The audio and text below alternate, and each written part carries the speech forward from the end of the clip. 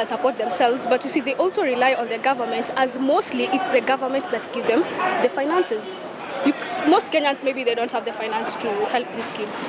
But if you look on the other side of the story, we also have the government, which can help us. But maybe we tend to rely more on them, which we can also do it by ourselves. The opinion is that the government should find a way so that they could set up maybe a disciplinary action against such a teacher, because you see, when a student that student was depressed, and most of the youths nowadays, they die because of depression.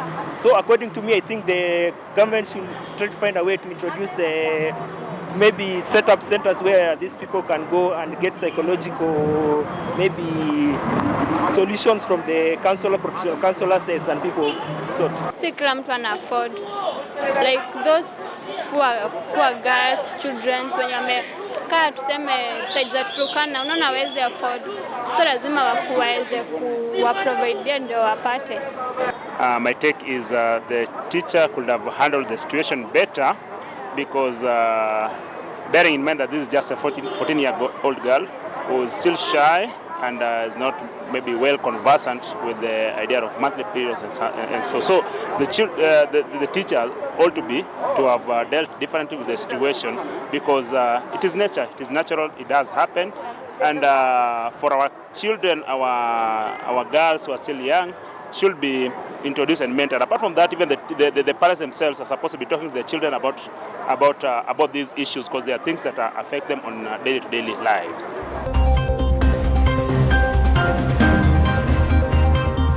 The reason why we rely on government is that most people find in Kenya, okay, it's not like other. You see, maybe I'll take for example in Tanzania, there's something called Ujamaa in Tanzania. This is where I have to know the welfare of a person next to me. But in Kenya, it's a capitalist country. It's my problems with my own problems, so I have to deal with my problems.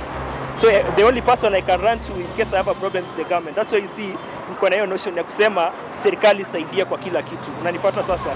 So that's why I think is the notion in Kenya right now. It's a major thing that is affecting most of the girls. So why don't we support them? We give them the chances to also access the sanitary towels, because not all girls can access them. For example, those in Turkana County, not all of them have the chance to get the sanitary pads. So let them be given a chance. It is the duty of the government to offer services and deliver services to the people.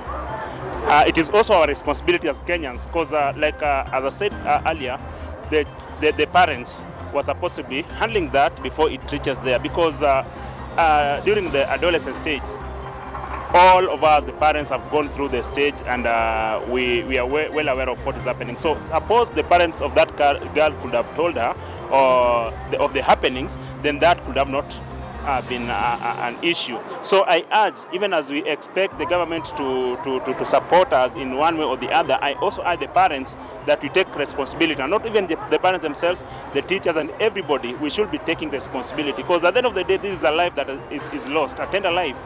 This is a girl that could have been maybe a greater person in the society, and she's gone now. So I take it that yes, government should be offering assistance where necessary, and also we as the citizens, we have a role to play. The government should also create awareness about this story and give most Kenyans also a privilege to help these young girls who are around, who don't have the access to the sanitary pads, and who are also in remote areas who don't have the pads and the access to have them. My last word is that I think we should take the initiative as people, and not rely on government. Maybe you can try to help each other in case where a person is depressed. You find a way to talk to a person and try to find a solution where you can help them. Not really relying on the government to pay support, to pay kila kitu support. Sometimes they say such a project initiative will have to start from you. Like kama unataka kujisaidia, unajisaidia wewe mwenyewe, and then you go to other person, not relying on the person mwenye you don't know, this serikali person who you don't know much of.